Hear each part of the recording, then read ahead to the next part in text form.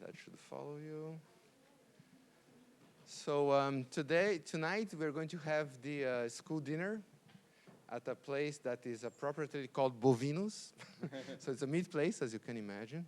So don't eat much for lunch, because it's all you can eat. So we meet there at 7:30. It's close to the hotel, close to the subway station. So, right. Okay, so let's start the second lecture of David.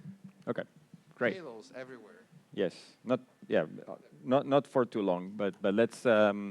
If you remember yesterday, last lecture, we ended up talking about the halo model and how we can get a qualitative picture of what the nonlinear power spectrum should look like from a theoretical perspective, rather than having to rely completely on n-body simulations. This will be useful to get some intuition on certain things, and it might be useful also later on to get kind of the physics of some of these large-scale structure observables. But anyway, I'm going to try to be brief, because I think otherwise we'll run out of time to talk about weak lensing, which is the main topic for today.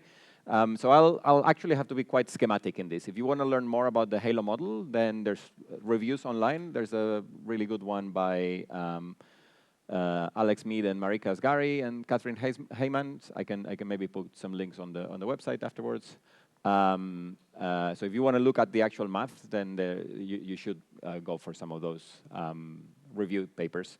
All right, so we said the halo model is built up of essentially 3 ingredients, which allow you to then predict clustering statistics like the power spectrum. And those 3 ingredients are the halo mass function, which tells you how many halos of a given mass we should find, the halo bias, which tells us how halos of different masses should cluster, and then the halo profile, which tells us how the distribution of density or other properties looks like within a given halo, right? So how matter clusters around halos. And a lot of this is based on the intuition that we have both from theory of large-scale structure and perturbation theory and n-body simulation. So it's kind of combining both of them. It's a bit of an effective theory. All right, so we need to get an idea of how many halos of a given mass we can expect, and then we can do that in something called the Press-Schechter approach. So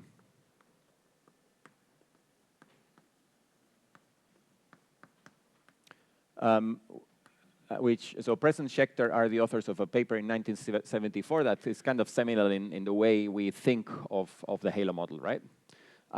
All right, so this is based on just 2 theoretical ingredients that we know that we talked about yesterday. The first one is at early times, let's say at some initial time t ini in the early universe, when most of the density field on all scales that we care about is linear, and it's actually very, very small fluctuations. So the universe is pretty much homogeneous with just small fluctuations, and those fluctuations are Gaussian. So that's the first ingredient. The second ingredient is we know that whenever the linearized density field reaches a threshold given by the collapse threshold, delta C, then you can expect virialized objects to form in that position in space. All right?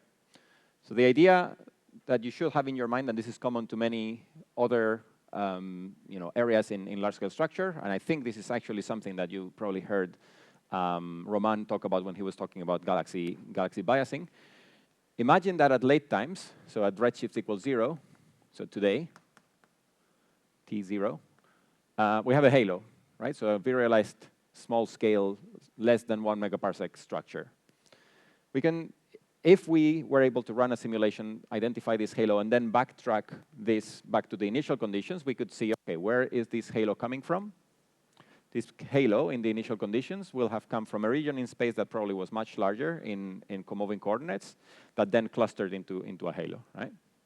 And what would be the typical size of this region? Let's call that R. If we know that the total mass of this halo is m, then R is just given by, in the initial conditions, there's basically no density fluctuations. It's just homogeneous density. So then R is basically given by equating 4 pi times R cubed divided by 3, so the area of the sphere of radius R, times the mean matter density, so without fluctuations, that should be equal to the total mass of the halo, right? So all of this mass has then collapsed into this region, okay?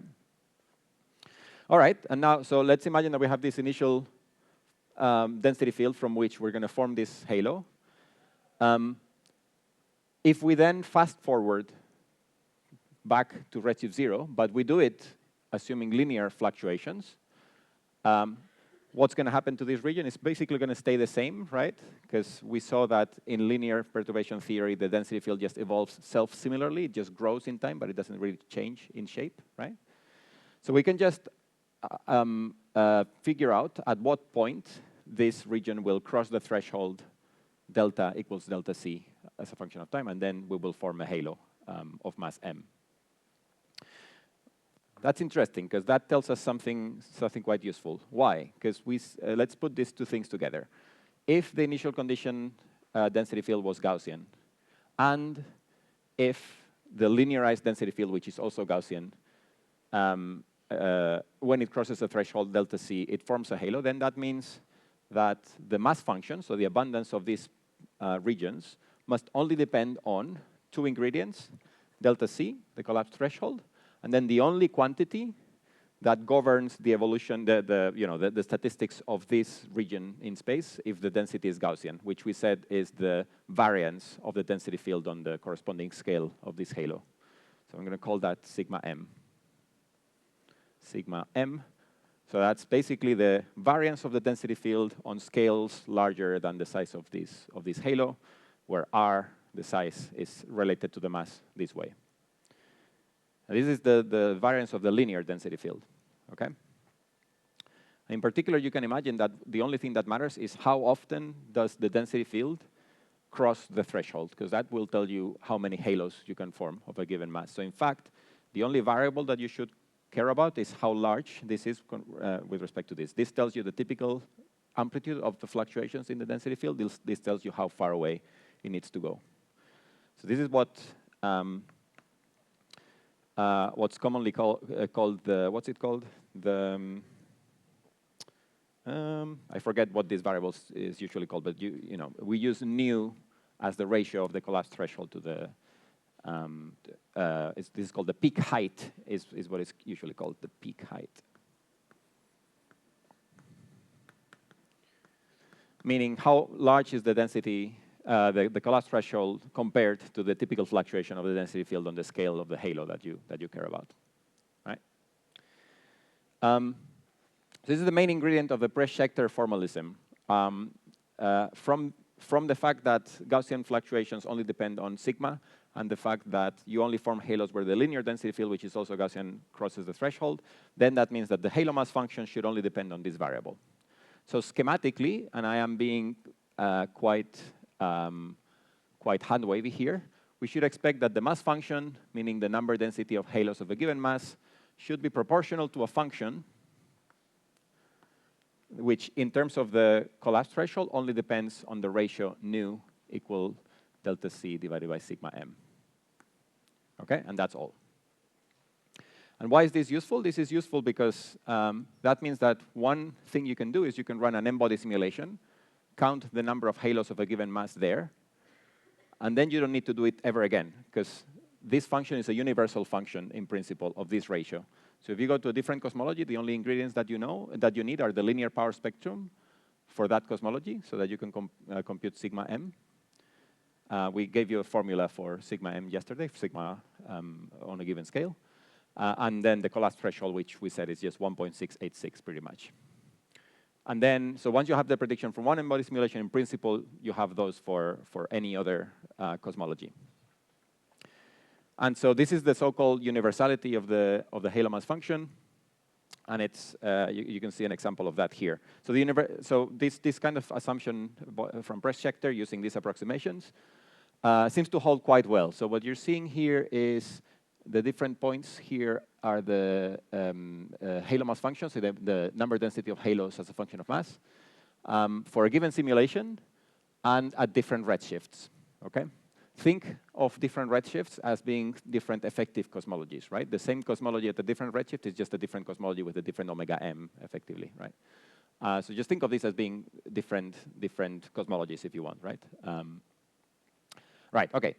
The point is, this is what you get at different redshifts, but if I express all these lines in terms of the variable nu, right? So sigma m will be different at different redshifts, right? And in principle, delta c will also change with redshift. But if I express everything in terms of nu, all of these points now align along the same curve. And it's not exactly the same curve. You can actually see that there's some deviation. So there are actually small deviations from pure universality of the mass function, but this intuition seems to give you the right idea of how halos form and how you can count how many of them you have, right?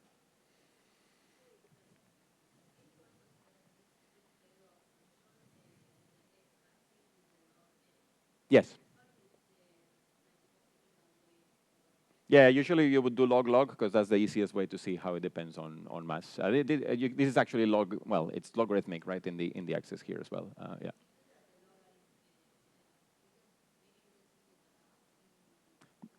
Yeah, I think you're not seeing it here because it's usually much better to plot m times n of m. The mass times n of m. And there it's very easy to see the cutoff because if it's just n of m, we have a very large number of small halos and not so many large halos, and you just see the overall monotonic behavior. With this, you kind of offset the fact that you have lots of small halos, but they have not that much mass. And what you see in that case, if you plot this as a function of mass, is something that rises, but then eventually just cuts off exponentially, which is what we said yesterday, right? And that's what's happening kind of around here, where you see that this kind of power law behavior starts curving down, but it's less easy to see if you don't have this extra power of m, basically. But yeah. So. Does this universality hold until you can neglect lambda? No, even with lambda, it's good enough, right? Because the only what does lambda change? Lambda doesn't change the fact that the growth is self-similar, right? So that means that you just need to make sure that you evaluate this delta c at the right redshift if you want, or in other words, calculate sigma m for the corresponding redshift in the lambda dominated universe, right? And it will still hold. This is for a lambda CDM cosmology, right? Where z equals 0 is dominated by lambda. So yeah. But as I said, in detail, universality doesn't really hold at the kind of percent level precision. It's not clear actually if this doesn't hold because universality is not completely true. There's lots of spherical cows that go into this, or just because it's kind of arbitrary how we define a halo in an embodied simulation, right? We start looking for particles. We think that they're kind of virialized, but then we need to define what is the boundary of the halo and how do we define the mass of the halo, right? So it might be that we're not using the most physically motivated definition of what a halo is in these simulations, and that causes for their abundance to vary slightly from pure universality, basically. But qualitatively at least, it works quite well in general. Yeah. Cool. So that gives you an idea of how what the mass function looks like and how to calculate it. You just need one simulation. In practice, we do more just to capture potential deviations from universality, but it gives us the right idea. And the important thing is it gives us the right idea also to try to figure out how halos cluster, right? So we can use exactly the same picture. Imagine, so what do we mean by halo biasing? What we want to figure out is what is the overdensity of halos in a given region of space as a function of the local matter fluctuations. And I'm going to do that. I'm going to call the local matter fluctuations delta B, and the B will come from background, and I'll explain that in a second. So we want to find the relationship between the two of them. And the Press-Schechter formalism gives us the right idea for that. So imagine that I'm plotting the linear density field as a function of position in space. Okay? And I know that whenever this linear density field crosses this threshold, delta C, I will form a halo. Now let me draw the linear density field on the scales that are relevant for halos. So these are order 1 or a few megaparsecs, something like that, right? So you'll have fluctuations on scales of the order of 1 megaparsec or something like that, right? And when some of these fluctuations cross the threshold there, you might be able to form a halo. But these fluctuations need to cover this kind of distance in density space, let's say, in order to cross a halo, okay? in order to form a halo. Now, what happens if we plot not just the density field on the scale of the halo, but the density field on a much larger scale, let's say several tens or 100 megaparsecs, right? All right, so this would look a lot smoother than this, right? So it would look something like this, let's say. Okay. But now what we see is that at this point in space, and this is what I'm calling delta B, and I'm calling it the background because it's on scales that are much larger than the size of a halo. At this point, it's actually much easier for fluctuations to reach the threshold, right? The threshold is a bit closer. So small scale fluctuation on top of this large scale fluctuation will find it easier to cover that distance, right? So in fact, if we have a background large scale mode with amplitude delta B, then the actual threshold, delta C prime, will be delta C minus delta B, right? So we're a bit closer to the threshold. So that means effectively, and this is intuitively, it makes sense, if you have a region of space that has a little bit more mass than the average, it should be easier to form halos here because you have more material and gravity will be a bit stronger there, let's say, right? Things will collapse more easily. So biasing, halo biasing or galaxy biasing, we can just think of it as the modulation in the density of objects that we have given by background large-scale modes in the density field. Okay? All right, but so what would be the number of halos of given mass, m, that we would find?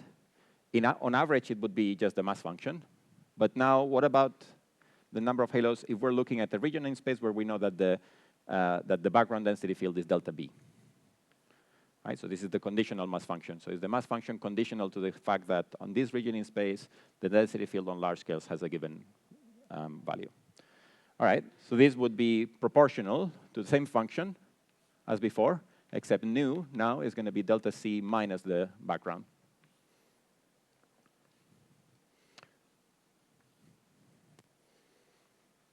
Okay. All right. So so this will tell us the number of halos that we can expect in the initial universe in a region in space that has a large wavelength fluctuation in it. Okay. How about the overdensity of those? So I'm going to write that as delta H. I'm going to put a small L here that I'll explain in a second. So the overdensity of halos in this region in space, that would be just the number of halos that you find in the given background, minus the mean, so that's just the mean mass function, divided by the mean mass function. Right, that's what the overdensity is. But this looks kind of like a logarithmic derivative of the mass function, right? Because here, this is just this function evaluated at delta C minus delta B, where we know that delta B is, it's a small amplitude fluctuation. So you can Taylor expand this bit in terms of delta B, right? And the result is that this here will be minus the logarithmic derivative of G with respect to log nu times 1 over delta C. So that's just a number, right? It depends on the shape of the mass function, but it's a number, times delta B. And this is kind of the relation that we were looking for, right? The overdensity of halos as a function of the background overdensity of matter, right? The large-scale overdensity of matter. So this thing here is what we were calling the halo bias. So if we know the mass function in principle, we can also calculate the halo bias. This idea is this so-called peak background split, where you take your density field, split it into the scales that form halos and the scales that mark the large-scale background fluctuations. And within this formalism, you can, from the abundance of halo, you can actually also calculate the bias of those halos. There's one subtlety here, which brings me to putting another L in this B, the same that I put it in this L, in this delta. And it's that we said, through this logic, what we have calculated is, in the initial conditions, how many more halos do we find in this region in space, right? There will all be like big balls in the initial conditions, but they will all be slightly more clustered than the average. But this is in the initial conditions. When these halos evolve in time, they will not just shrink from spheres into tiny halos, right? They will also move in space, right? They will not occupy exactly the same place because they will gravitate towards the largest overdensities and things like that. So they'll get extra clustering as we evolve the density field forward in time. So that's why this L here is to mark that this is the overdensity field and the bias in the Lagrangian coordinates, meaning the coordinates that these halos had in the initial conditions, not later on. It turns out that it's very easy to calculate what happens in the Eulerian space, which is the space that we actually live in, right? So this extra clustering, if we express delta H now in the final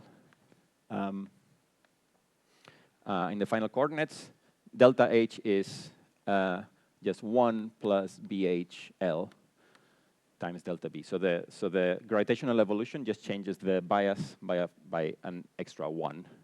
Okay.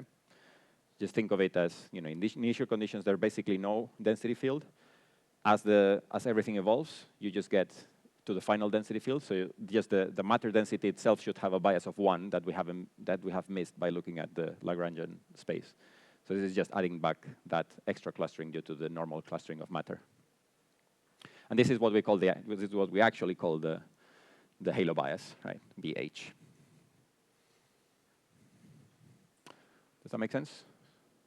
As I said, I'm waving my hands a lot, and I'm not deriving everything in detail because I don't want to spend too much time.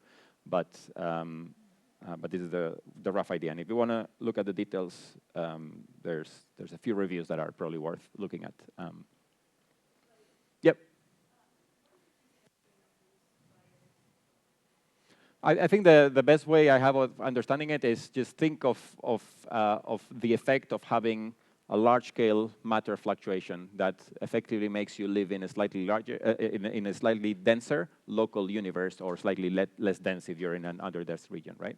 If you're in a local universe that has a bit more matter than the average, you should form more halos because there's more material and gravity. The expansion is a bit slower, so it should be easier to form structures. So I just think of it as the modulation in the actual density field. Maybe the right picture would be, okay, so this is the background mode. What would in nonlinear space now, or well, even in linear space, what would be the total density field look like? Well, it would look like something on average. It might have fluctuations on a given scale, of a given amplitude. In this region, those fluctuations will be a bit larger. So it's easier to cross this threshold and form a halo. In an under-dense region, those fluctuations will be a bit smaller because you have less material and the expansion is a bit stronger, and it slows down structure formation, basically.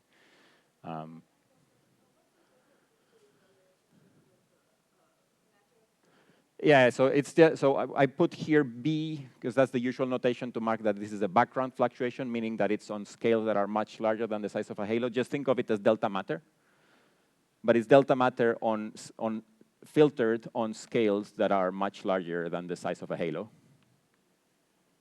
Right, so it's the large scale density field. But this is important. This is an important point because this means that what we've calculated now is a good approximation as long as you're mostly worrying about large scales. So linear biasing is good enough if you're looking at scales that are much larger than the size of a halo. And then beyond that, you should worry about nonlinear corrections to halo biasing, the same way that you need to do that for galaxies, as you saw with Roman last week, basically. Yeah. But yeah, the delta B is just the matter fluctuations on very large scales. Yeah. Make sense? Okay. This delta B is the value of delta B at the time of the collapse, right? Yeah, exactly. Yes. Yeah. So what we've done is forward it backwards to whatever redshift you're looking at, where you're looking at this halo. Yeah. Yeah. Yes.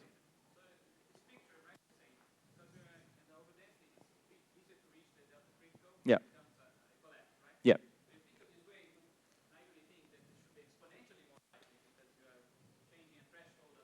Mm-hmm.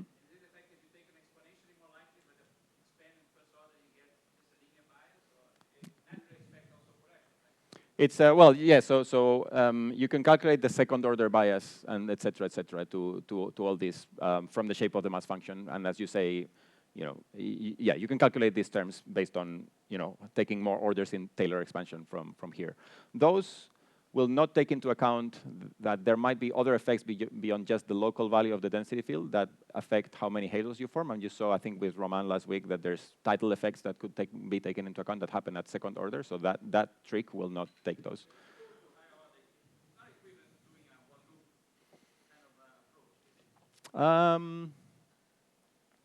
Within this picture is not the same, as far as I know, and I'm not the expert on this. Maybe Roman will correct me if he sees this online later on. But you can do this calculation in theory, right? Then you can compare this with a simulation where you actually calculate what the kind of second order in the bias expansion B2 parameter would be for those halos, and they tend to agree relatively well, actually. So the picture seems to be physically sensible in that sense. Yeah. Yeah. All right, so this tells us how many halos we can expect and how they cluster in space, but only on scales that are much larger than the size of a halo. What we care about when we look at the matter power spectrum is the clustering of mass on scales that are much smaller than that, right? So in this regime as well, we want to calculate the nonlinearities. And so the idea of the halo model is, okay, we have that to cover all the large scales, and then all we need now is worrying about the distribution of matter on small scales. And it turns out, and this is completely empirical, and as far as we understand, kind of accidental. Oh, well, let me show this. This is a plot of the halo bias as a function of, this is as a function of peak height, but you think of mass going from small masses to large masses. Large mass halos have a larger bias than small mass halos because they form in rarer density peaks, right? Anyway, right, so as far as I know, and kind of as we understand and from fundamental principles, this is kind of accidental, is the fact that we can actually describe in simulations the distribution of matter in halos in a very simple way, in what we call the Navarro-Franken-White density profile. So this is a completely kind of empirical result from n-body simulations that says that the density of matter as a function of distance from the center of a halo seems to take this very simple form. Rho naught divided by R divided by RS times 1 plus R divided by RS to the power of 2. Okay?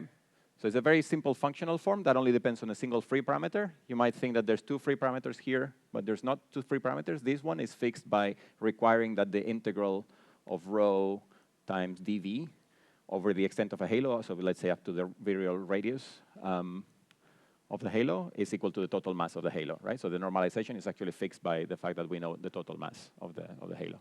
There's only one parameter, which is this scale parameter, Rs. So this is the Navarro-Franken-White. Those are Navarro-Franken-White, and this is the main kind of, well, one of the plots from their paper where they show that for different cosmologies, so these are all the density as a function of radius for halos of different masses. So I think this is one of the largest halos and one of the smallest halos in their simulations. And these are all different cosmologies, lots of different cosmologies. And what they're showing is basically that regardless of mass and regardless of cosmology, you can always fit the halo profile with this parameterization with a single free parameter Rs.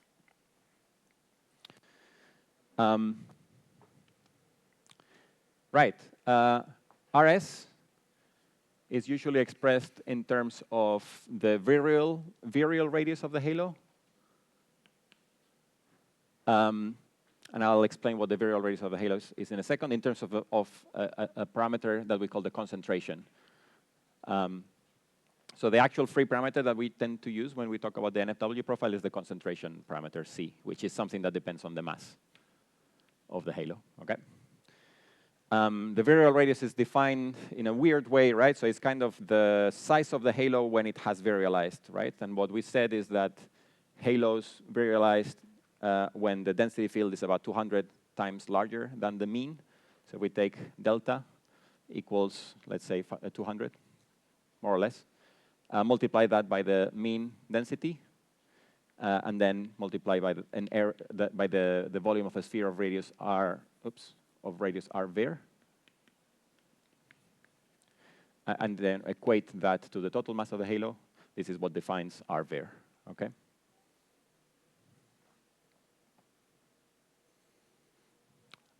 And as we said yesterday, this is 200. Depends on actually how you're defining the halo. You might be careful and say no, it's 178. You might be more careful and say no, this is a cosmology dependent number. But just define your halos in a given way, and from that you can then link the mass of your halo with the virial radius. Okay, so the point is that everything depends on a single number, this, which you can maybe just calculate from simulations. And this is what that number looks like.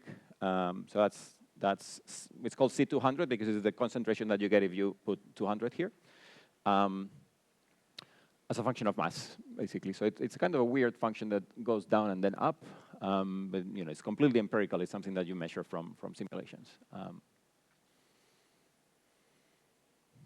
Okay, so now we have all the ingredients we need. We have how many halos we form, how they cluster, and then within smaller scales, how matter distributes within a halo.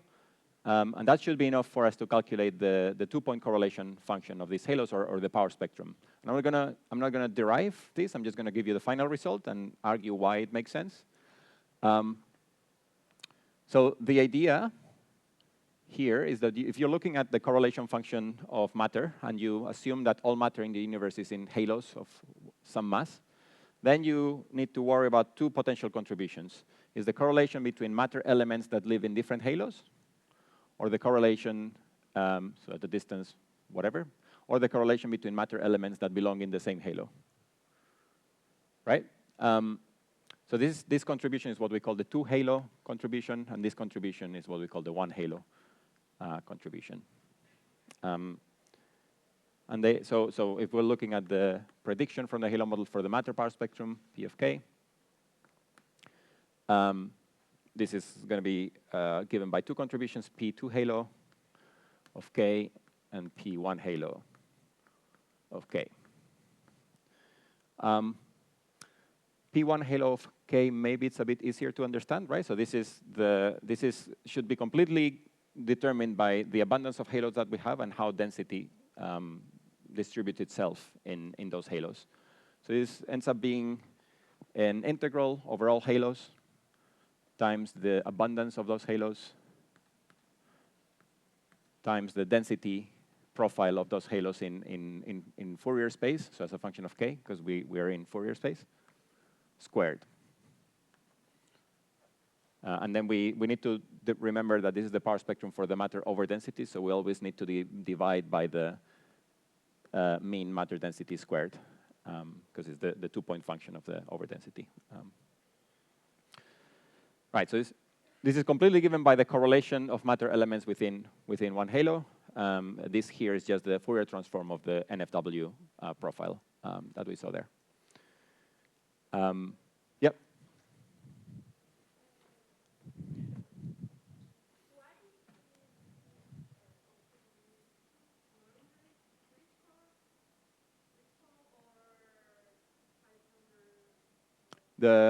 Sorry, are you asking about the density field, the density where it should be critical, or the matter density, for example? Or is that the question? Yes, that's a good question. Yeah. Yeah.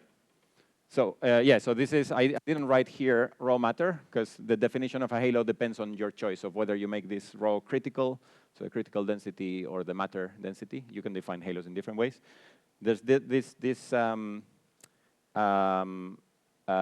ambiguity is here because if you remember, our description of the spherical collapse happened in Einstein de Sitter, where the critical density and the matter density are the same density. So it depends on your choice. So here, the most typical choices will be either the matter density or the critical density. I think critical tends to be a bit more common than the matter density, but so this, I think, is the concentration for halos defined as being spherical over densities 200 times larger than the critical density. Yeah, it depends on your definition. Yeah.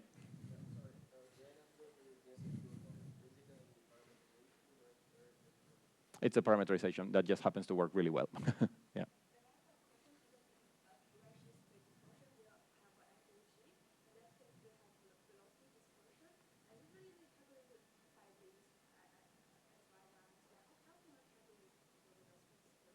From the using the Halo model? I'm not an expert, so I think actually it's a bit tricky, right? You could decide that you're going to use the NFW to try to figure out what the velocity dispersion of the same halo is if you relate density to velocity, but it's a bit tricky. I think usually what you do is I'm not sure because I'm not an expert on the kind of like nonlinear redshift space distortion modeling. The way I see it is usually you would characterize your the velocities of subhalos within your halos as being kind of Gaussianly distributed, and then you need to worry about how the RMS, the spread of that Gaussian distribution depends on the mass of your halos, et cetera, et cetera. So I think it has to involve more ingredients than what the standard matter power spectrum requires, right? So you probably need more in order to figure out what the actual scatter of velocities is in halos of different masses and things like that. I would guess, but yeah. Yep. All right, so one halo term just tells about how halos cluster, how matter clusters within one halo. The two halo term is actually very simple. The two halo term takes this form. It's integral over all masses of n of m times the halo bias.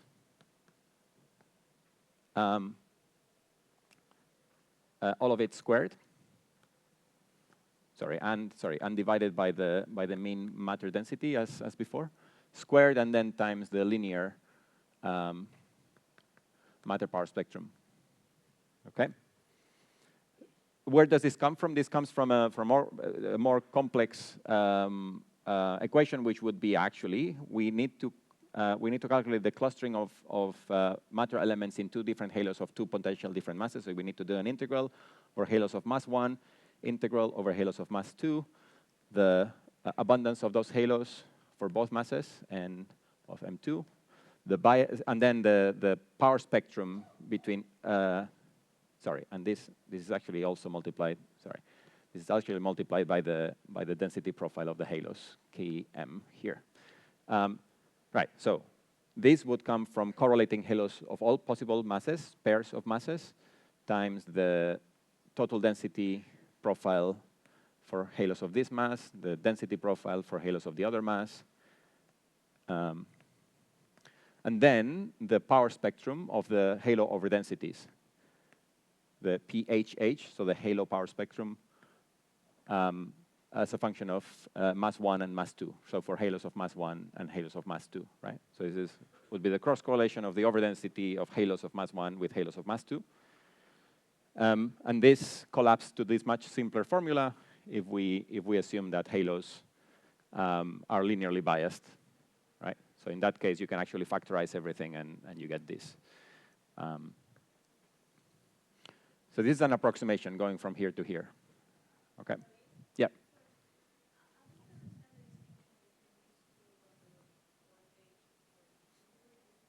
Yeah, so the one halo, 1H means one halo, 2H, two halo. So this is the so what is the power spectrum? The power spectrum, think of it as the Fourier transform of the two-point correlation function. Two-point correlation function is the correlation of matter in two different points, the matter over density in two different points, right? So then, where are these two different points? Are they two points that belong in different halos, or 2 points that belong in the same halo? So you have to calculate those two contributions, and they will give rise to those two, right? Yeah.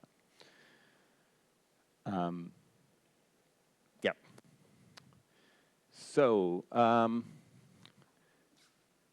so this is the main result, and you can generalize this if you want to use the halo model to calculate the power spectrum between any two quantities, right? So sometimes maybe we want to calculate, for example, the power spectrum between galaxies and matter, right? Between the overdensity of galaxies and the overdensity of matter, or between the gas pressure and the matter fluctuations.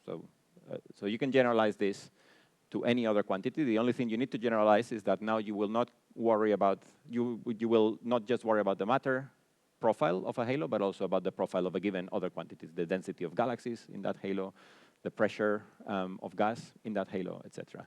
So the generalization here is that power spectrum of two quantities, let's call them U and V, it's a function of scale, will be a two halo contribution that has a very similar form to this one. So it's BU and BV, and I'll explain what this is in a second, times the linear power spectrum. And then one halo contribution, which is kind of like that. So it's integral over all masses, n of m, times the profile for quantity U as a function of mass and scale, and the profile for quantity V as a function of mass and scale. And then this is just the same integral here, but for the different quantities. So BU is an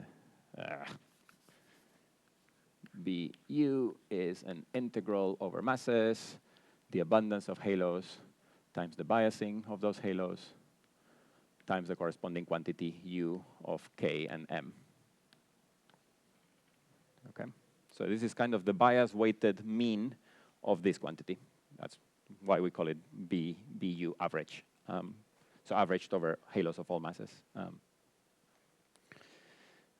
This is taking me much longer than I thought it was going to take me. I'll just point out some of the things that you need to worry about when you use the halo model to calculate this. So let me try to draw the halo model prediction against what we think the power spectrum, well, what we know the power spectrum actually looks like.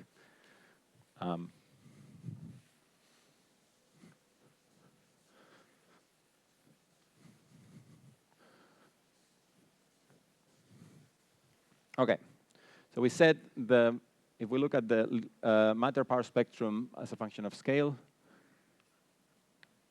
and we saw in that previous slide that it kind of looks like this, right? So the full matter power spectrum looks like this. We have BAOs here. Then you keep going down, and then eventually you have this extra clustering due to nonlinearities. So this is what we want to try to predict.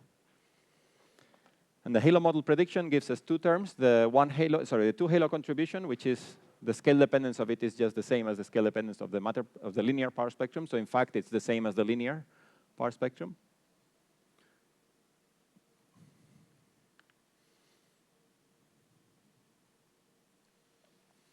Okay, so this is P2 halo. And then the one halo contribution dominates the clustering on small scales, because that's points that are within the size of a halo, and it looks like this. Okay, so this is how the halo model can predict the shape of the matter power spectrum. And it actually does relatively well. Okay, so if you go to very small scales, it does really well. If you go to very large scales, it does relatively well, because the approximations that go into the halo model are valid in those regimes, right? So in the large scale regime, linear biasing is a good enough approximation. In the small scale regime, you just need to know how matter clusters within a halo, and you can get that from simulation, so that will be exact. However, the halo model is only accurate at the kind of 10% level for the power spectrum, so it just gives you roughly the right shape, but it has important inaccuracies. So I'll just point those out now so that you don't rely on this always for precision cosmology, but at least you can use it for less precision cosmology, or for just gaining a qualitative understanding of different observables. All right, so the main problems with the halo model prediction are, in this transition regime here, this is the main one. If you added these two, you would get something that usually underestimates the clustering, so it does something like that. So on intermediate scales, the halo model tends to underpredict this by 20 to 30%, depending on the ingredients that you use. And this comes from the fact that you've assumed that you can go from this to this in the two halo regime by using linear biasing. So it's all to do with the assumption that halos are linearly biased with respect to the matter fluctuation. So we would need something better than that to improve that. On the BAO scales, the nonlinearities tend to dampen the BAOs, whereas the Halo model doesn't do that, right? The Halo model, again, because it uses the linear power spectrum, doesn't have that feature. So the BAO will be, the BAO wiggles will be more prominent in the Halo model contribution, in the Halo model prediction than in reality. And then the other thing that the Halo model doesn't predict very well is on extremely large scales. The linear power spectrum just drops to 0, like proportionally to k. And the Halo model at that point starts, the one Halo contribution starts dominating again as some kind of shot noise-like contribution. And this is because the Halo model doesn't account for Halo exclusion. It's meaning the fact that two halos of a given mass shouldn't overlap in space, right? Their virial radii shouldn't overlap. They should have merged into a halo at that point, right? So in fact, if you do the calculation properly and you account for symmetries like mass conservation, etc., you realize that this one halo term should drop much earlier, like k to the power of 4 on very large scales. So you need to correct for that. It's not a problem, right? Because you know that on sufficiently large scales you should just revert to linear theory anyway. So it's not. You just be. It just means don't be silly. Don't use the Halo model at very large scales. That's all. Yeah. Okay. Yeah.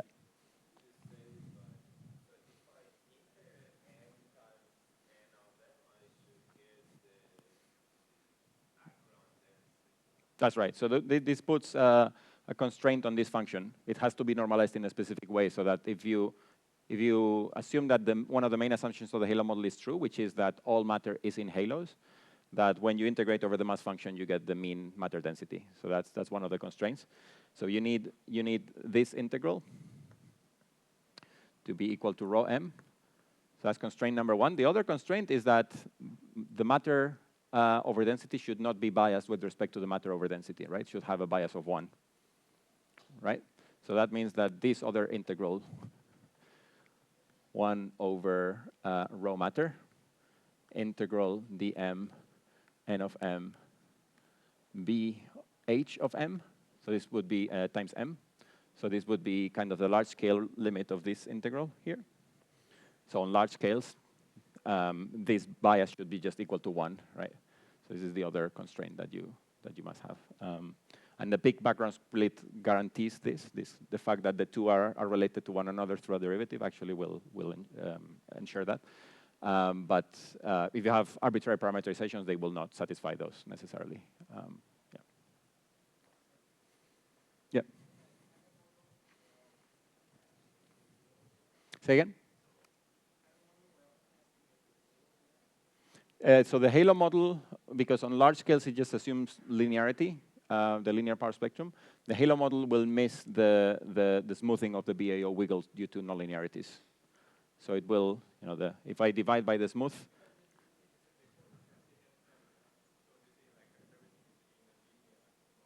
well, yeah, you would assume that everything here is in the linear regime, right? And if the matter power spectrum was sufficiently smooth, that would be the case. The fact that there's wiggles in the power spectrum means that there are no linear effects that can actually affect you here because there's coupling between scales. And if you have a very smooth function, that coupling doesn't really matter that much. But if you have wiggles, moving a little bit of power from one place to another actually has a strong effect on those wiggles. And the Halo model does not account for that because it just uses linear theory on large scales, basically. Yeah.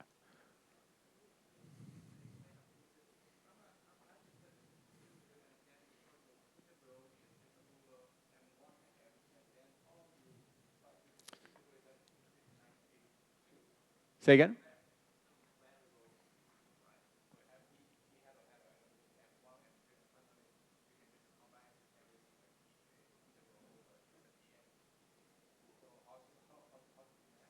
What's the question? How you go from here to here, or how you go from here to here? Yeah, so you just assume that PHH, so the assumption, and this is it's not an assumption, it's just a simplification, right? That PHH of K, M1, M2 is equal to BH of M1 times BH of M2 times the linear power spectrum.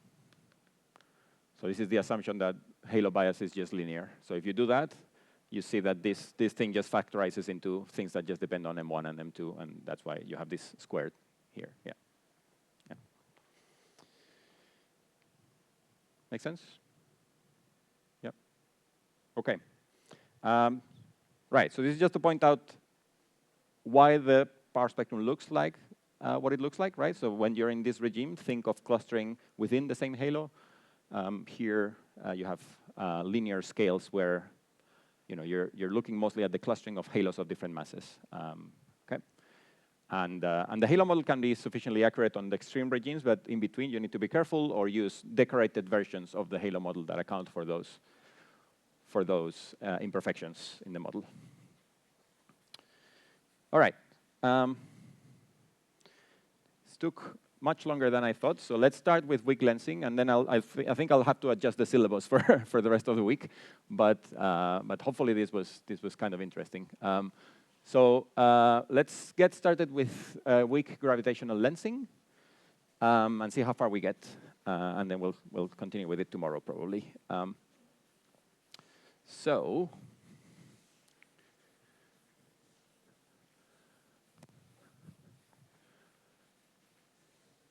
now we're going to start talking about actual observables, right? How we actually try to put constraints on the matter power spectrum from real data.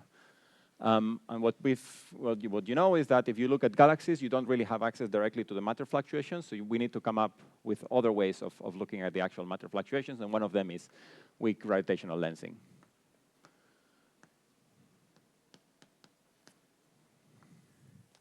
All right, so what do we think of lensing? So lensing is just the deflection of photon trajectories caused by the intervening large-scale structure. So this is the basic picture that one needs to have in mind. So we're observing from here a background source at the distance ds. So that's the source. And then as photons from this source move in a given direction, they will feel the gravitational attraction of an intervening massive structure, right? And they'll see their trajectories deflected. All right. So if this massive structure wasn't here, you would have observed this source to be at its true position in space. But now, because of this deflection, you will actually observe it to be somewhere else, displaced from the original position or the true position by an angle that I'm going to call delta theta. This angle here in the usual literature is normally called the deflection angle, but some people will call this instead the deflection angle. So just look at diagrams, I guess, when you're looking at papers. Yeah, and we have other distances, the distance from us to the object that causes the deflection, and that's what we call the lens. So this is the distance to the lens, and then the distance between the lens and the source is the rest, okay?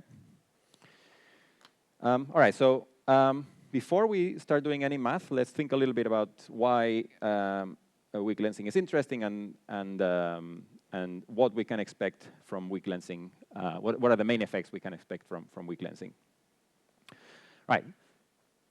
For cosmology, the main aim of weak lensing is to study the matter fluctuation. So what we care about is how the intervening large-scale structure, if we're looking at some background sources, how the intervening large-scale structure changes the observed properties of those background sources as a way to extract information about the matter fluctuations. So what are the main effects that we can use in weak lensing to extract information about the matter fluctuations? So the first one, as we see, is the displacement of sources from their true angular positions to the observed ones. So source displacement.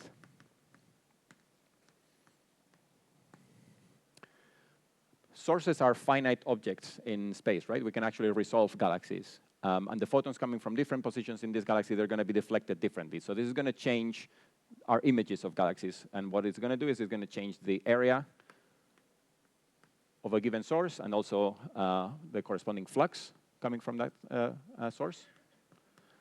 And the way in which it's changed, we usually call it magnification. Right, so a source might appear larger or brighter due to weak lensing. That's what this is. So that's kind of about the overall shape or the overall size of the source, but the source will also change its shape.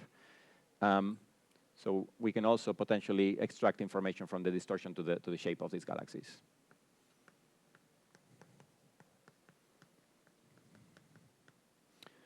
And so far, I've been thinking mostly about having some background galaxy whose image gets distorted by weak lensing, but there's other things we might use lensing for, which is, for example, other background things. What's other backgrounds for which we see photons? Well, the cosmic microwave background, right? So CMB lensing is another important effect that we should look at. All right, so we'll cover these. But before doing math, let's try to get some intuition on what are the main effects that should appear and what shape those effects have. All right, so now let's put ourselves in the position of that observer. So I'm observing the board from here, and all the light is coming from the board. And I'll have some background sources. Let's say that they're located here, here, here, and here. And then in the at the closer distance, we have a foreground lens here, right? So some massive structure closer to us. All right, so from that diagram, the first thing we see is that lensing by this source, lensing by this lens will mostly move the sources outwards, right? Right, they're all deflected away from the lens. So that means that weak lensing from a massive structure will mostly wash away any background structure, right? So if you have a foreground object, that will wash out any structure in the background image, right? Because it just separates the background galaxies from one another. So we should expect a decrement in the clustering of background sources coming from weak lensing. But now we need to take into account the fact that these background sources, they are finite, right? And the amount of weak lensing, the lensing displacement that this part of the galaxy suffers with respect to this other part, will be different, right? Because this is closer to the source, so it should be deflected more, right? So if this is the amount by which this side of the galaxy has been deflected outwards, this one will be deflected by a longer displacement. So you're going to see a squashing of the galaxy in this direction, right? And the same thing for this one. So this one will be displaced by a larger amount. So you'll see the same galaxy but squashed, etc. Right? So this is the shape distortion of the galaxies themselves, right? So and the shapes of the galaxies will be distorted in a particular pattern, right? This pattern is tangentially with respect to the lens. You don't see distortions that look like this, right? They all look tangential to with respect to the source, with respect to the lens. Okay. So as we see, if we have a background source, photons tend to be driven away from it. So for the most part, the angular extent of any background object will be increased, right? So the area of the source that we observe will be larger than the area of the source, the true area of the source, right? Because things in the background tend to be magnified. This is why we think of this as lensing, because it's like magnifying something. But what lensing does not do is change the number of photons, right? If we have photons coming from a given galaxy, those photons just get distorted in their trajectory, but we don't lose them or create them along the line of sight, right? So that means that the total intensity that we observe is the same as the intensity, the true intensity of the source. And what do we mean by intensity? This is something that cosmologists usually don't know much about, because this is in the realm of astrophysics, how we actually quantify radiation. So intensity is the amount of energy we observe per unit time, per unit area in our detectors, per unit frequency, and per unit frequency of the photons that we observe, and per unit solid angle that we observe. And this is different from the amount of photons that are being emitted per unit time in the rest frame of the emitter, per unit area in the rest frame of the emitter, etc., etc. The nu, the omega O emitted. Okay, so lensing will not change the intensity of an image. So that means that the total brightness of the CMB, for example, is not distorted. It's not changed by lensing. It will just change the shape of that intensity. Yeah. So in this picture, then, how much Right, so what we care about, when we measure a galaxy, right, and we determine whether or not we're going to keep it in our sample, what we measure is the total flux, meaning the total amount of energy that we have detected in our detector, right? So that's different from the intensity. The flux is the integral of the intensity over the solid angle, right? Exactly. So you've made your source larger, so your flux gets larger, basically, yeah. So if you looked at points within the image, they would look just as bright as if they had not been lensed. It's just that the image is larger, so the total flux seems to be larger. Yeah, so that's flux magnification exactly, and it has the same origin as the just size magnification of the background source. Yeah.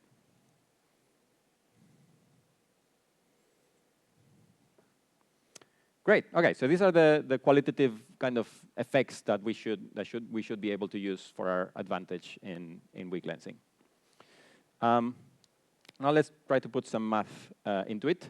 So we want to calculate ultimately, for example, what the total deflection angle or delta theta would be as a function of the matter fluctuations along the line of sight.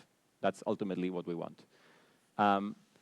And there's two ways of doing that. There's the rigorous way, which means to write down the geodesic equation for a photon that propagates in a perturbed universe. And that's the right way to do it. And it's a long calculation that I'm not going to repeat here, but you should, if you're into theoretical cosmology, it's a nice calculation to do. So look at, I think the paper I like the most that explains this is a paper on CMB lensing, actually, by Challinor and Lewis, or Lewis and Challinor, I'm not sure. I think it's 2006, but I'm not sure. Just look for CMB lensing review, and it's the main review paper, and you'll find it. And the whole derivation from geodesics is given there. Because we don't have time for that, I'm just going to wave my hands a little bit and use some of the results that we know from GR. So, with that picture, we can start from Einstein's formula for the deflection angle alpha, right? This is one of the main kind of GR predictions that you might have seen. So the deflection angle alpha is 4 times g times the mass of the lens divided by b, where b is the impact parameter. You have it drawn there. Okay? This, if you remember, is twice the Newtonian prediction. All right. So to start that, this is correct for a point mass at a distance b from the trajectory of the source. Now let's say that instead of a point mass, we have a finite distribution of matter at a distance dl. We can split that up into different matter elements, right, and sum over each of them, assuming that they're point masses, right? So you just take your whole object, divide it up, compute the contribution from all of them, and then add those together. So then the generalization to a finite object of alpha, and I'm now going to write alpha as a vector, right? So that means if I'm observing a galaxy here, and it should have been here, the deflection angle now is going to be a vector, delta theta, and so is the alpha vector, right? So I'm now giving it that direction. So this, if you just do what I said, you'll get 4g times the integral over all possible impact parameters that cover the lens times b minus b prime divided by b minus b prime modulus times sigma of b. So this is the surface density, which is given by an integral along the line of sight. So dl is the coordinate that goes in the direction in the radial direction. Okay, dl for rho, the density of the lens as a function of the radial coordinate and the transverse coordinate b. Okay, so this is what you get if you take this formula and apply it to an extended source made up of many point masses, let's say, with this density. And if you do the math, this is actually equivalent to twice, sorry. So if you, right, so the next step in this derivation would be to now relate alpha to delta theta, which is the actual deflection angle that we care about. So I'm going to write an equation for that, delta theta. So we do that. If we do that, and that involves doing some trigonometry with the lens and source distances, turns out that this is equal to twice and a prefactor of d lens source divided by d lens. And then there will be an integral of 4g times the mass, the integrated mass, right? And that looks like a gravitational potential. So in fact, you can show that this is equivalent to the integral along the line of sight of the gravitational potential, psi, of L and B. So that's kind of the integrated gravitational potential. If you take a gradient of the result with respect to the transverse impact parameter or transverse distances, then you actually get the right thing. So this is the gradient of this quantity here.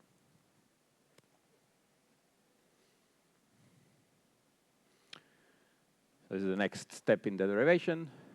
And then the next step in the derivation will be to say, OK, now we don't only have one lens at a given distance dl, but we have lots of lenses along the line of sight characterized by a given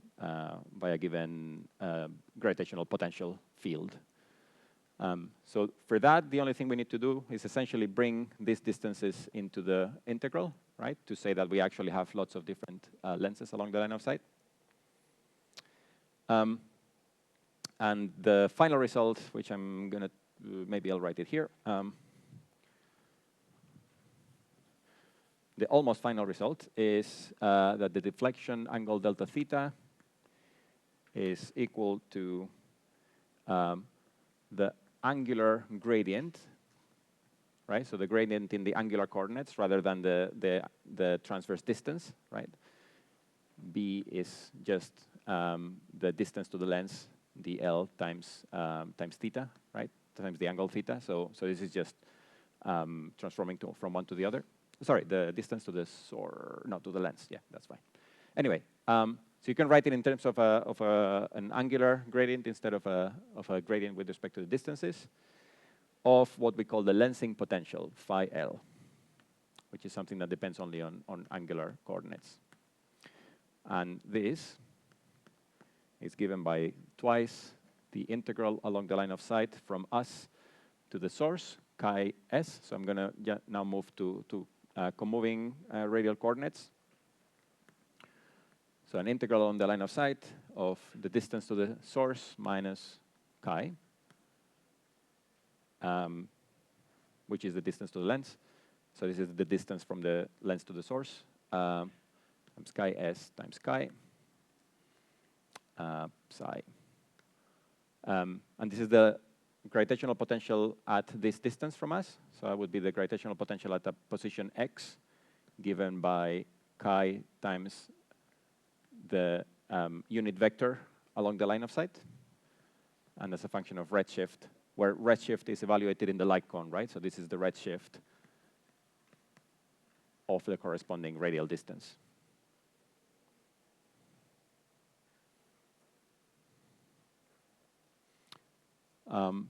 So I'm not going to pretend that this has been a rigorous derivation. So I've just given you the kind of main steps in this, right? So you start from the lensing deflection of a point mass. You then say, OK, I have a lens that is actually made up of many point masses, and you get this. And then you move from that to the deflection angle delta theta, which is the one that you care about, to write it this way. And then you add the deflections of all possible lenses along the line of sight that form the large-scale structure. And then this is the final result you get. Okay.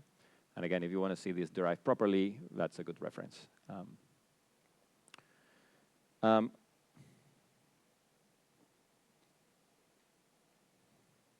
Yeah. For now, let's move on with this. Ultimately, we want to connect this with the matter fluctuations, delta. And we will use the Poisson equation later to do that. But for now, we're going to express everything in terms of the gravitational potential instead. OK? Questions? Yes?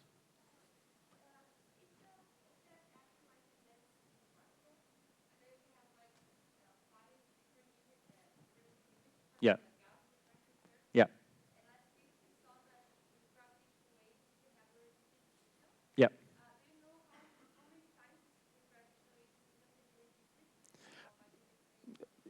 Yeah, if you have, so I will not talk about strong lensing, which is this regime where you can have multiple images, multiple solutions to the lens equation, etc. So I'm not going to talk about that. The number is kind of arbitrary, depending on the complexity of the lens and the mass and etc. So it's not like there's as far as I know, a limit to how many of these you could have if the lens is sufficiently complex, I guess. But if it's a single black hole, probably there's a limit. I don't know.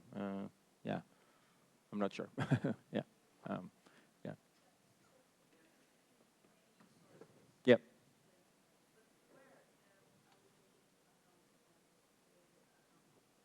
In going from here to here? So, right, so this is, in going from here to here, we're doing something called the Born approximation, right? Where we just evaluate the different displacements that this photon could have suffered, not along the trajectory of the photon itself, but along the trajectory of the unperturbed photon. And in that case, you can see that those angles, they're just additive. You can just add up together. You don't need to worry about different triangles changing along the line of sight, basically. So the only thing you actually do is you just bring in these distances inside the integral, because you just evaluate everything along the kind of straight line. So you bring those inside the integral, and then you change this derivative into this other derivative by just dividing by an extra distance. So that's why there's two distances dividing here and only one here. That's all. Yeah. Any other questions? Yes.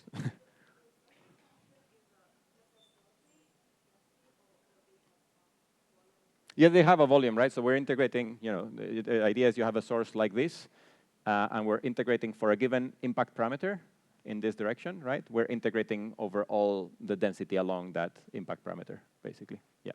But we're assuming that we only have one such object at a given distance, and that the size of this object is much smaller than the distance to that object, basically. Yeah. There was something, yeah.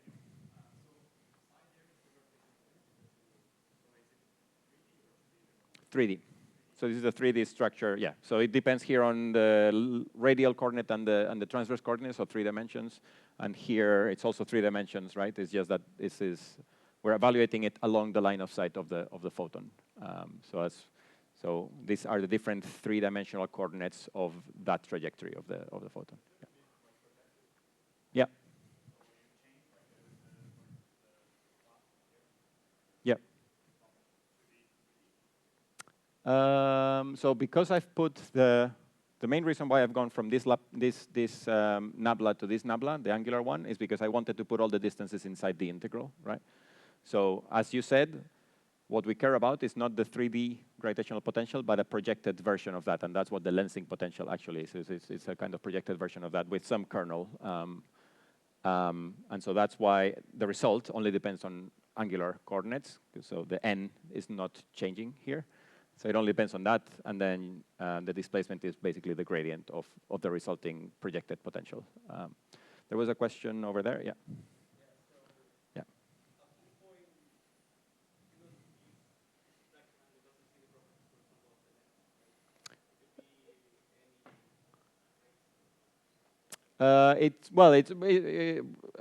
Any tracer, as in it's caused by anything that causes a gravitational potential, right? So that means anything that has mass will be causing this, right? So this is the full gravitational potential of anything that this photon encounters along its trajectory, basically.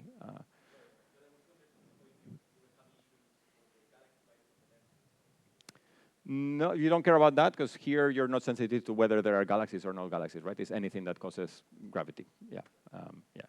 This will come in when you have to worry about the clustering of the sources, potentially, or if you have to worry about cross-correlations between lensing and galaxies, then you need to worry about the clustering of those galaxies. But, yeah. Yes, sorry. Yeah.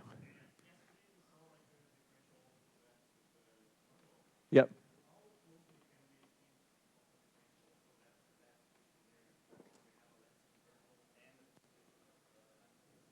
You mean optical depth in the sense that optical depth is another integral along the line of sight of something? Yeah, and then we have like a cross-section and also density. Yeah, so you have the Thomson scattering cross-section. There's a factor of 1 plus z here, because it's non-comoving distances, and then you have the distance. Sorry, the density of electrons, right? So it's Ne of chi n and z in principle. That would be what tau along the direction n is. So it's a similar tracer, like projected tracer of the large-scale structure in a way, right? Except this one is not tracing the whole matter fluctuations, but only the fluctuations in the electron density instead. Yeah, my question is more like a stat or some way This? No, I wouldn't. No, I wouldn't think of it that way. I think, yeah, no, yeah. So in this calculation, you are calculating the reflections of photon over the left side Yep. because this is what we're interested in Yep. now. But does the matter distribution also affect the reflect photons along the line of sight, and is this important anyhow to be observable? Yeah, so I mean, this is a three-dimensional deflection, right? The trajectory of the photon hasn't just been, how to say it, you know, the total length of this trajectory in principle is different, right, from the unperturbed to the perturbed one. In the Born approximation, which is the basis of weak lensing, so if the deflections angles are small enough, then the perturbations in the length are second order in those deflection angles, so they're you know, less relevant. Yeah, so you worry less about that. It's one of the post-Born corrections that you should take into account to this. Yeah. Okay. Right. Right, okay, so then let's introduce the actual quantities that we work with in weak lensing. So things like convergence and shear, and then we'll probably call it a day there. Well, we'll see how far we can get. Okay, so ultimately, we should think about how lensing affects the image of a galaxy, all right? And so let's think of a very simplified version of that, where you have,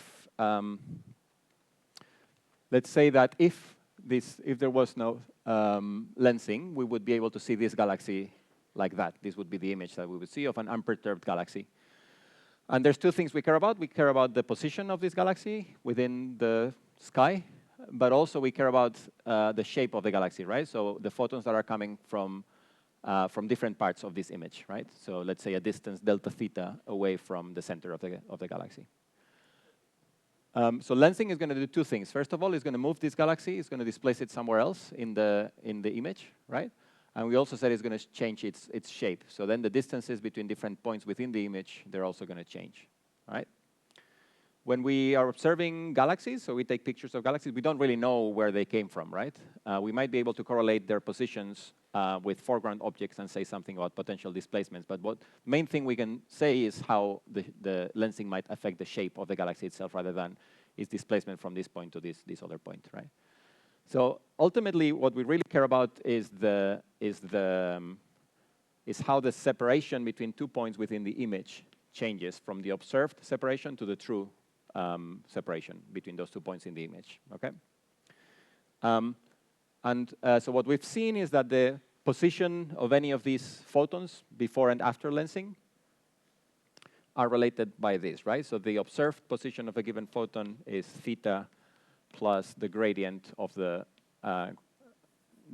angular gradient of the lensing potential phi L, okay?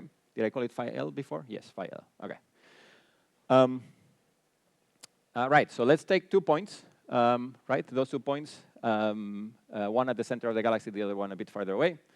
So what is the, so let's say phi observed minus the observed position of the source, okay? The center of the source.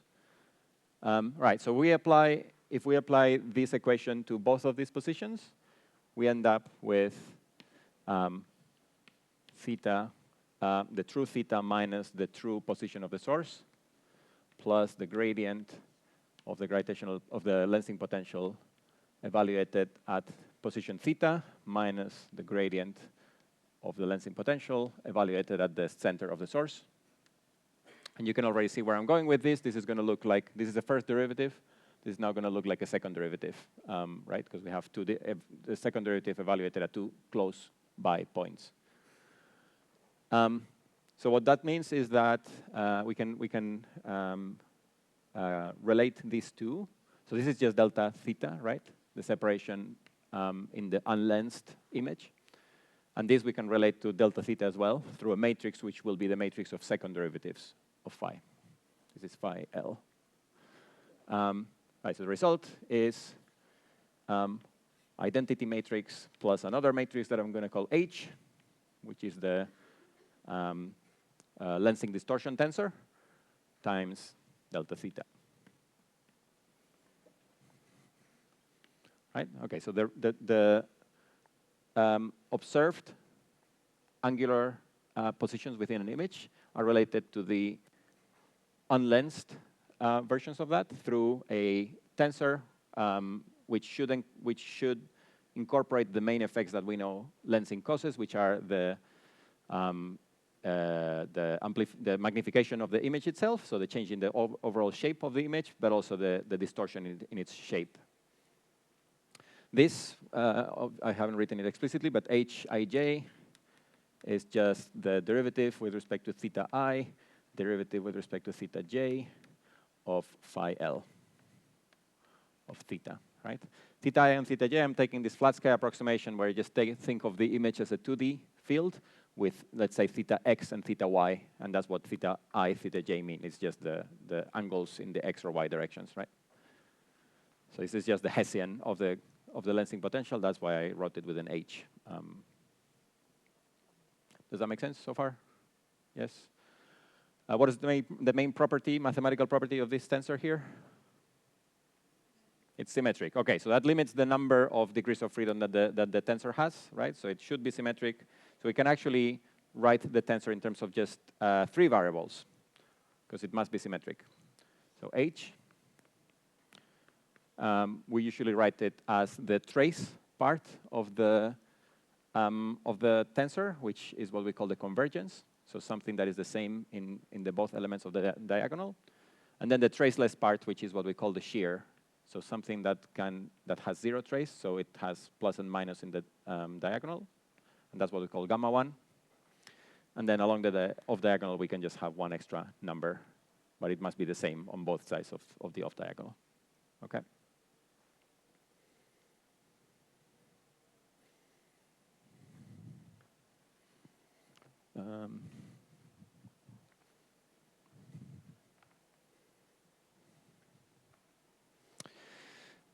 Okay, so imagine that we were trying to calculate the total, as we said before, the total flux, observed flux of an object.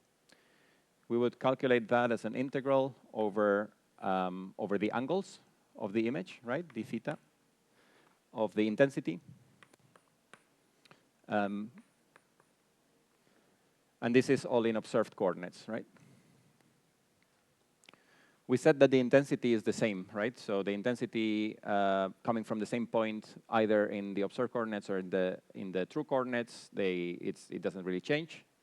So if we change this to, if we want to relate that to the true flux of this object, we would need to change these coordinates to the true ones. So here, you would need to in principle, you might need to worry about I, but we said that I doesn't change, so I will just stay the same. But you need to worry about the Jacobian that relates the observed coordinates with the true ones, right? So this will be d squared theta times the Jacobian, which is the determinant of this matrix. So the determinant of 1 plus h. If h is made up of small numbers, and these numbers are usually quite small, then you can actually write this as the trace of, as 1 plus the trace of h.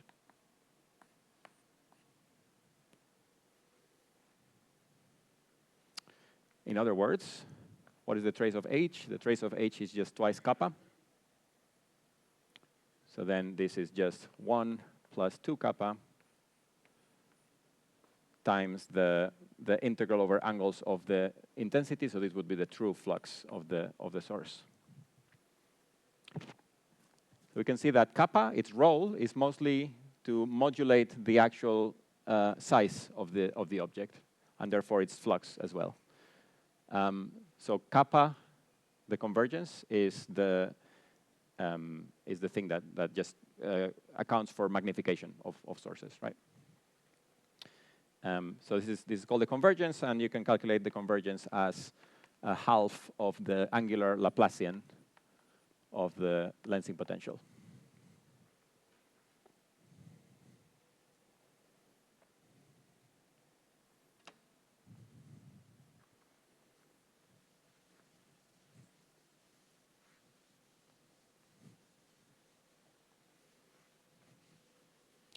Now the shear part, what do you think shear is going to change for our galaxies, our background galaxies?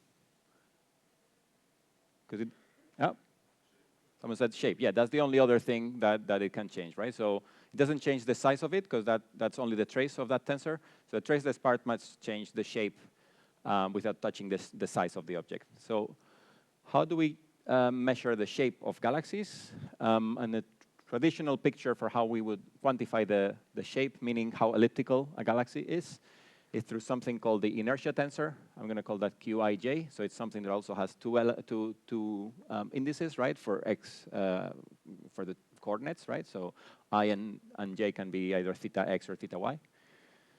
So this is just the integral over all the angles of the image of delta theta I, delta theta j, times the intensity.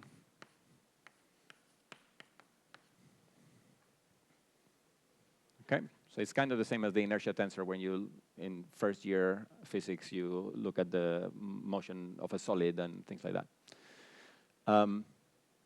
Yeah, so this gives us information about the shape of an object. If we were looking at I equals j, right, so the trace of this tensor, you would learn something about the overall size of the object, because this would be just the total distance to a given point, right, squared. So the ellipticity of an object is usually defined as follows. So there's two ellipticity components, E1, given by a half of Qxx minus Qyy divided by Qxx plus Qyy. All right. So if a source is spherical, then Qxx, or circular, Qxx and Qyy would be the same, because there's no difference between x and y. And then you would have 0 ellipticity, 1. So the larger E1 is, the more elliptical, squashed the galaxy will be along either the x-axis or the y-axis. And then E2 is defined as the off-diagonal component of Q, Qxy, divided by Qxx plus Qyy.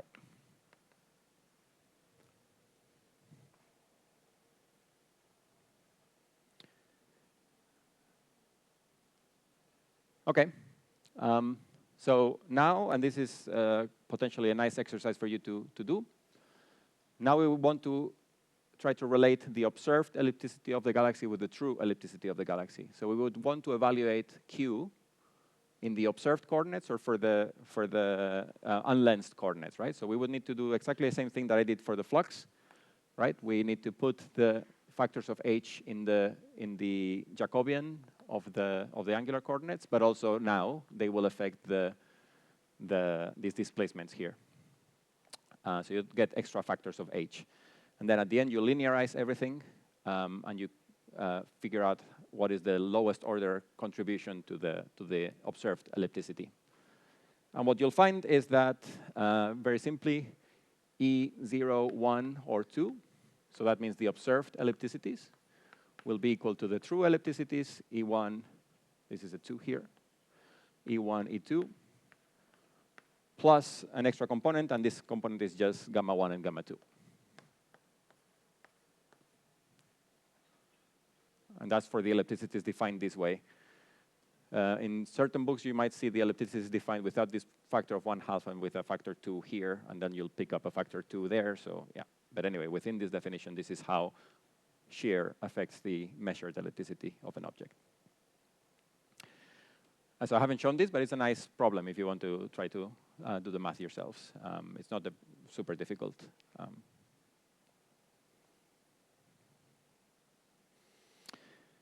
Okay, so ultimately, all of these quantities, kappa and gamma 1, gamma 2, they're all related to the same quantity, which is the lensing potential, right? So they're just different derivatives, second derivatives of the lensing potential. So ultimately, there's only a single scalar function that defines lensing, and that's the lensing potential. So for simplicity, because it will allow us to actually cover most of the weak lensing stuff that I wanted to cover, I'm not going to talk too much about shear. I'm going to talk mostly about convergence. You can always translate from shear to convergence. If you go to shear, you translate that into the corresponding gravitational potential, sorry, lensing potential, and then take the Laplacian of that. That gives you kappa, right? So let me think about kappa for a second, and I'll finish with this. So kappa is basically, we said, is the Laplacian of the lensing potential, right? So it's this equation here, except instead of a gradient, I have a nabla squared, right? So this is going to be nabla squared for angles times an integral d chi s minus chi divided by chi times chi s times the gravitational potential along the line of sight, along the light cone. I could bring in this Laplacian inside the integral if I say that the transverse Laplacian in terms of actual physical distances is just the angular Laplacian divided by chi squared, right? And why is that a good idea? If I bring this Laplacian inside, then I get a transverse Laplacian of the gravitational potential. That transverse Laplacian I can write as the three-dimensional Laplacian minus the radial Laplacian, okay? And the contribution from the radial Laplacian will cancel out in this integral if you integrate it by parts, okay? That's a nice exercise for you to do that I'm not going to do here. But why is that nice? Because if we bring this Laplacian inside as a 3D Laplacian, the Laplacian of the gravitational potential is related to the overdensity through the Poisson equation that we saw yesterday. So then that allows us to write kappa in terms of the matter overdensity, which is ultimately what we wanted to do, right? So I'm just going to write the final formula, and I'll let you do the math if you want. So the kappa, you can also write as an integral along the line of sight of chi times A times chi s minus chi divided by chi s times the overdensity field, chi times n times z of chi. I left space here for a prefactor. This prefactor comes from the prefactor in the Poisson equation, and that's just a prefactor that appears everywhere in weak lensing literature. It's 3/2 of the Hubble constant h naught squared times omega matter. And this comes just from the Poisson equation, the prefactor in the Poisson equation.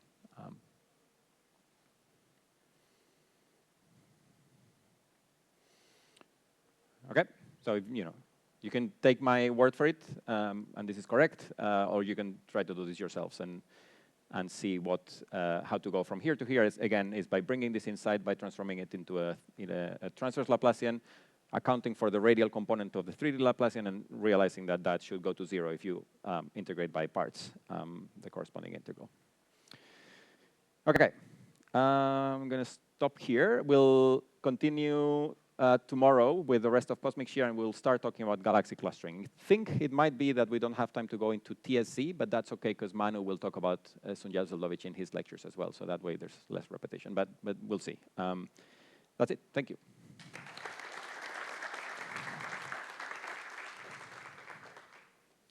More questions for David? There's one there, one here.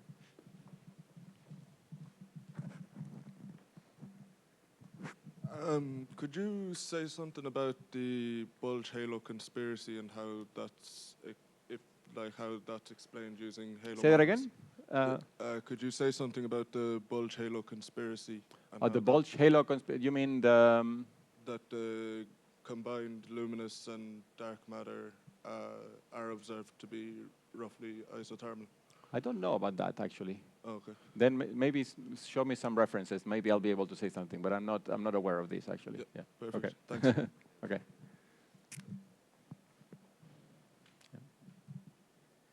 So the galaxy field usually has a bias as a free parameter. Does this convergence field has a free parameter that it needs to be fixed? No, because it's just... It's a direct tracer then? It's a direct, yeah, exactly. So the main thing here is that because you're just tracing the gravitational potential directly, anything that has gravity will cause it. So within GR, this is just sensitive to anything that causes gravity, which is everything that has energy. So this, you're going to be sensitive in the end to the full matter distribution. Right. Both dark matter, baryons, galaxies, everything will contribute to. So the properties of the lenses and the sources doesn't matter here. So when we, so the common literature, which will get to this notation, I think, hopefully by the end of tomorrow, if not Thursday, right, is when you combine observations of galaxy clustering with weak lensing. This idea of lenses and sources comes from cross-correlating background lensing data with foreground galaxies, right? But this is directly galaxies rather than the shear of these galaxies, right? So that's why we tend to call these galaxies lenses and the background shear sources. But it's kind of a separate kind of nomenclature. So in that case, yes, you need to worry about the clustering of the lenses because you are correlating the background lensing with the clustering of these sources. So then you need to worry about the bias of these sources. But otherwise, for the pure lensing observables, there's no bias. It's completely unbiased. We'll see caveats to this when we introduce intrinsic alignments, for example, and things like that. But for the pure lensing effect, it's just completely unbiased. Right, thank you. Yeah.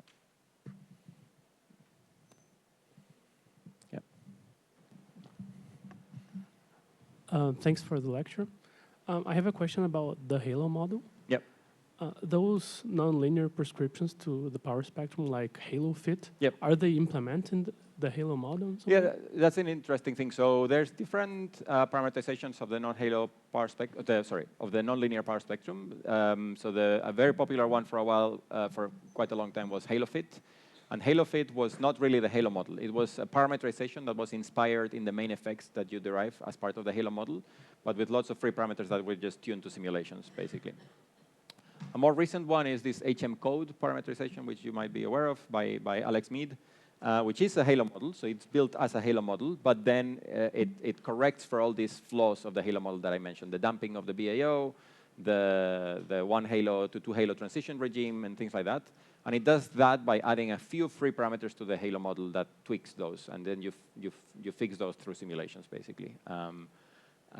Ultimately, what most people do if you have an observable such as weak lensing data that is directly sensitive to the nonlinear matter power spectrum, people tend to avoid any of those parameterizations and try to use emulators, meaning fitting functions directly to embody simulations without any of this cleverness. I think the cleverness is quite important to try to understand the main physical effects, but if you want to do super high precision cosmology, then you end up defaulting to running a simulation. But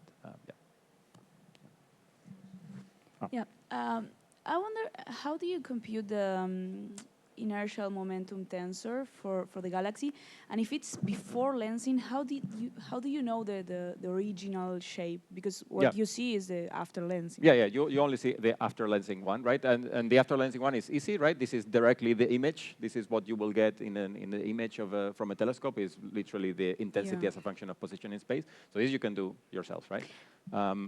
How in reality, you don't need to relate this to the unlensed one, right? What we will do is we will say, for example, if we're looking at ellipticities, maybe what you're worried about is the fact that the observed ellipticity has a component that I don't know what it is, right? The true one. But what is this? This is, in a naive scenario, this would be, we have galaxies here, here, here, here. The unlensed shapes of these galaxies, there's no reason why they should be correlated with one another, right? They could be whatever. Let's ignore something that I said before about intrinsic alignments. Other than that, there should be no correlation between them, right? So the way we think of weak lensing data is in terms of the measured ellipticities being split into two components. One, which is pure noise, uncorrelated stuff. And we'll see how that looks in terms of a power spectrum later, tomorrow. So something that has an overall contribution that is completely uncorrelated across different galaxies, and then a contribution that is correlated across different galaxies. All these galaxies are seeing the same foreground structure, so that's why you can only tease these out if you look at correlations, the correlation function of galaxies at different positions, because the shapes this component of the shape should be correlated across them. Yeah. Yeah. Great. Thank you. Yeah. More questions? Yes. Yeah, thanks for the lecture. Yeah, about this last point. Is there any scenario where you might need to consider the intrinsic correlation between the galaxy shapes? Yes, and we'll see how tomorrow. Okay, thanks. Yeah. You do. Yeah. Good. Okay. Okay, so let's thank David again for the question. Thank you. And we reconvene at 11.